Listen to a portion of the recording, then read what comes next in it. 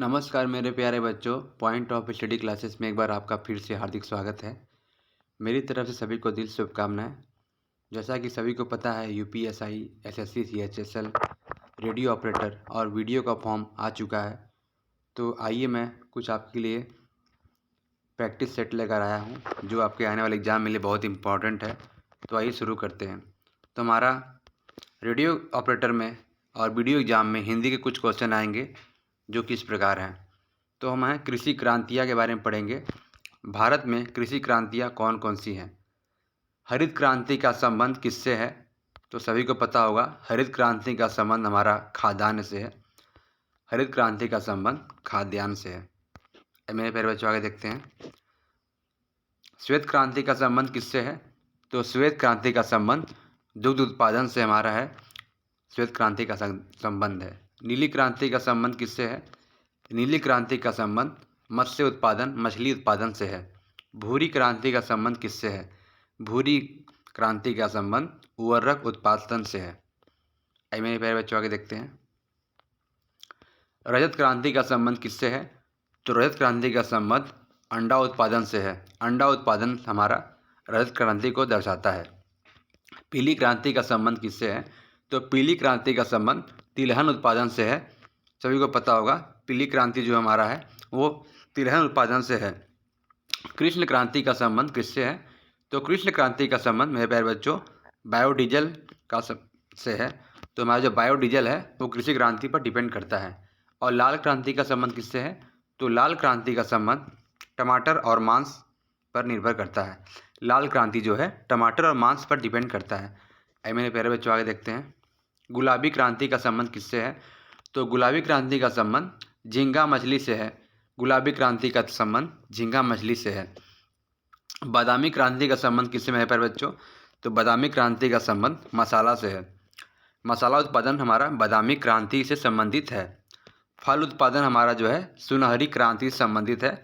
जो हमारा फलों का उत्पादन है, केला, सेब, संतरा, अनार, जो हमारे जितने फ्रूट्स हैं उसका जो संबंध है सुनहरी क्रांति से है। आइए मेरे प्यारे बच्चों, आगे देखते हैं। अमृत क्रांति का जो संबंध है नदी और जोड़ों से है। नदी क्रांति, अमृत क्रांति का संबंध नदी और जोड़ों से है। मेरे प्यारे बच्चों, जो परियोजनाएं हैं नदी जोड़ों परियोजनाएं का संबंध अमृत क्रांति से है। आइए मेरे प्यारे बच्चों, आगे देखते हैं। प्रमुख, जैसा कि एक बार मैंने अगले बता चुका हूँ कि हरित क्रांति का संबंध खाद्यान्न से है। श्वेत क्रांति का संबंध दुग्ध से है। पीली क्रांति का संबंध तिलहन सरसों से है। नीली क्रांति का संबंध मछली पालन से है। गुलाबी क्रांति का संबंध झींगा से है। और काली कृष्ण का संबंध पेट्रोलियम से है। लाल क्रांति का संबंध टमाटर और मांस से है। रजत क्रांति का संबंध फार्मी और अंडा से है। भूरी क्रांति का संबंध खाद्यान्न प्रसंस्करण से है। बादामी क्रांति का संबंध मसाला उत्पादन से है। तो हमारा जो अगला संबंध है सलेटी क्रांति का संबंध हमारा जो है सीमेंट से है। अगर कहीं भी सलेटी क्रांति का जिक्र हो तो हमें समझ लेना चाहिए कि सीमेंट की बात हो रही है। सीमेंट में दिन ब दिन जिस प्रकार की उसकी क्वालिटी पर काम चल रहा है, मजबूत आ रही हैं, तो जो सीमेंट का जो हमारा संबंध है सलेटी क्रांति से है। गोल क्रांति का संबंध आलू से है। अगर आलू का जिक्र किया जाए तो ये गोल क्रांति के अंतर्गत आता है। इंद्रधनुष क्रांति हमारा जो है सभी कृषि उत्पादन से है। इंद्रधनुष का संबंध सभी कृषि उत्पादन से है। मेरे प्यारे बच्चों, आगे देखते हैं। पुस्तकें और लेखक, सभी को पता होगा हमारे जो अर्थशास्त्र के लेखक जी हैं चाणक्य हैं। अष्टधाई के लेखक पढ़िनी जी हैं। इंडिका के लेखक मेगस्थनीज। मेघदूत के कविदास कालिदास जी। अभिज्ञान कुंतलम कालिदास। कामसूत्र वात्स्यायन।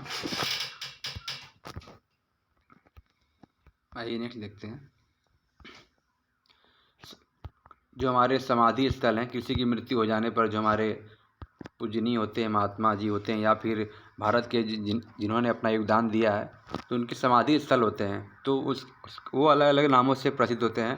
तो हमारा जो दिल्ली का राजघाट है वो महात्मा गांधी के समाधि स्थल के लिए फेमस है।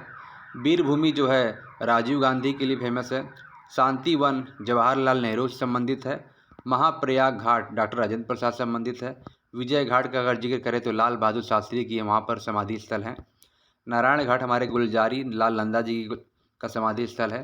शक्ति स्थल जो हमारा इंदिरा गांधी जी का दिल्ली में समाधि स्थल है। समता स्थल हमारा जगजीवन राम जी की जो मृत्यु की समाधि स्थल है वो समता स्थल है। अभय घाट जो है हमारा है मोरोजी देसाई का जवा समाधि स्थल है। चैत्रा भूमि जो है BR अम्बेडकर, बाबा रामदेव अम्बेडकर जी, चैत्रा भूमि BR अम्बेडकर का है। किसान घाट चौधरी चरण सिंह समाधि स्थल है। एकता स्थल ज्ञानी जैल सिंह। उदय भूमि KR नारायण स्वामी। कर्म भूमि शंकर दयाल जी की समाधि स्थल है। इसी प्रकार आइए कुछ प्रमुख उपकरण एवं उनके कार्यों के बारे में जानते हैं। जैसा कि सभी को पता है कि वायुमंडलीय दाब मापने के लिए हम बैरोमीटर का प्रयोग करते हैं। वायुमंडलीय दाब मापने के लिए बैरोमीटर का प्रयोग करते हैं। हृदय और फेफड़ों की गति को सुनने के लिए स्टेथोस्कोप का प्रयोग करते हैं। हृदय गति की जांच के लिए कार्डियोग्राफ का प्रयोग किया जाता है। द्रव की आपच्छिक घनत्व ज्ञात करने के लिए हाइड्रोमीटर का प्रयोग करते हैं।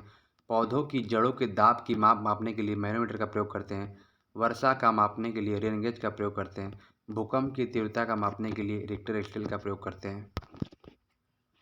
दूध की शुद्धता मापने के लिए लैक्टोमीटर का प्रयोग करते हैं। दूध की क्वालिटी कैसी है उसकी शुद्धता मापने के लिए लैक्टोमीटर का प्रयोग किया जाता है। फैदोमीटर का प्रयोग समुद्र की गहराई का मापक मापने के लिए किया जाता है। एनीमोमीटर का प्रयोग हवा की शक्ति तथा गति मापने के लिए किया जाता है। एनीमोमीटर का प्रयोग हवा की शक्ति तथा गति की मापने के लिए किया जाता है। हाइग्रोमीटर का प्रयोग वायुमंडल की आर्द्रता मापने के लिए किया जाता है।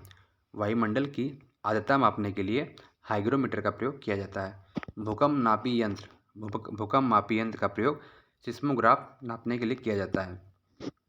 अब मेरे पैर बच्चों आगे देखते हैं। जो हमारा अमीटर है इससे हम वोल्टेज, करंट और कंटिन्यूटी भी मापते हैं। ओडोमीटर का प्रयोग पहिए द्वारा तय की गई दूरी नापने के लिए किया जाता है। ओडोमीटर हमारा इक्विपमेंट होता है जिसके द्वारा हम पहियों द्वारा तय की गई दूरी मापने के लिए करते हैं। पौधों की वृद्धि की माप किसके द्वारा की जाती है? तो पौधों की वृद्धि की माप क्रेस्कोग्राफ यंत्र द्वारा की जाती है। तो अगर फिर से देखते हैं मेरे प्यारे बच्चों, पौधों की वृद्धि की माप ज्ञात करने के लिए क्रेस्कोग्राफ यंत्र का प्रयोग किया जाता है। वायुयान की गति मापने के लिए किसका प्रयोग किया जाता है? वायुयान की गति मापने के लिए टेकोमीटर का प्रयोग किया जाता है। वायुयान की गति मापने के लिए टेकोमीटर यंत्र का प्रयोग किया जाता है। और एक बार और देखते हैं, बीपी मापने के लिए इसका प्रयोग करते हैं। रक्तदाब मापने के लिए हम स्फिगोमैग्नेटोमीटर का प्रयोग करते हैं। रक्तदाब मापने के लिए स्फिगोमैग्नेटोमीटर का प्रयोग किया जाता है। आइए मेरे प्यारे बच्चों आगे देखते हैं।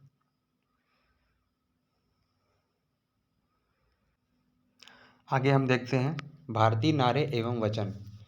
जैसा कि सभी को पता है, जितने भी स्वतंत्रता सेनानी थे उन्होंने जब हमारा देश 15 अगस्त 1947 को आज़ाद हुआ तो उससे पहले बहुत सी नारे दिए थे, जिसकी वजह से युवाओं और लोगों में एक जन भावना हुई थी, जिसकी वजह से लोगों में आक्रोश हुआ और हिम्मत आई। जो नारे इस प्रकार हैं, तो आइए देखते हैं किस ने कौन सा नारा दिया था। तो आइए हमारे देखते हैं। इनकलाब जिंदाबाद का नारा भगत सिंह द्वारा दिया गया। करो या मरो का नारा महात्मा गांधी द्वारा दिया गया, जिसे बापू भी कहते हैं जिन्हें। जय हिंद का नारा सुभाष चंद्र बोस द्वारा दिया गया। आराम हराम है का नारा पंडित जवाहरलाल नेहरू जी द्वारा दिया गया। हे राम का नारा महात्मा गांधी जी द्वारा दिया गया। भारत छोड़ो का नारा महात्मा गांधी द्वारा दिया गया। जय जवान जय किसान का नारा श्री लाल बहादुर शास्त्री द्वारा दिया गया।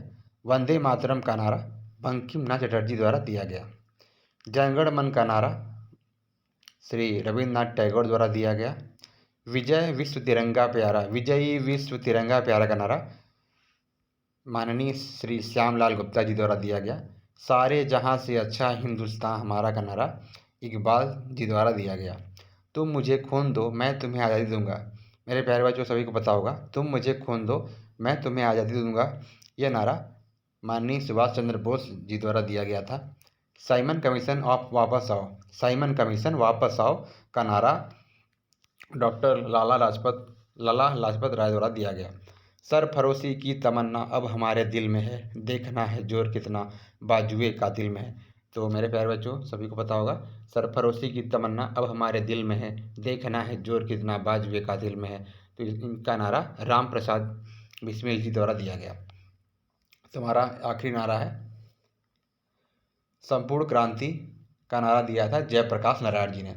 जैसा कि सभी पता होगा, जब हमारा देश आज़ाद हुआ था तो सभी जितने भी हमारे देश आज़ाद कराने में जिन लोगों का योगदान था, युवाओं में जोश भरने के लिए और उन्हें देश प्रेमी बनाने के लिए तरह तरह के नाराओं का प्रयोग किया गया, जिसके द्वारा सभी ने मिलकर देश को आज़ाद कराया।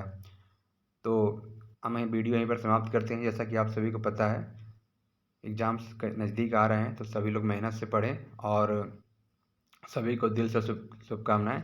जय हिंद, जय Bharat. Point of study classes में मैं ऐसे ही आपके लिए वीडियो लाता रहूँगा। अगर वीडियो पसंद आया तो लाइक करें, सब्सक्राइब करें। धन्यवाद। जय हिंद।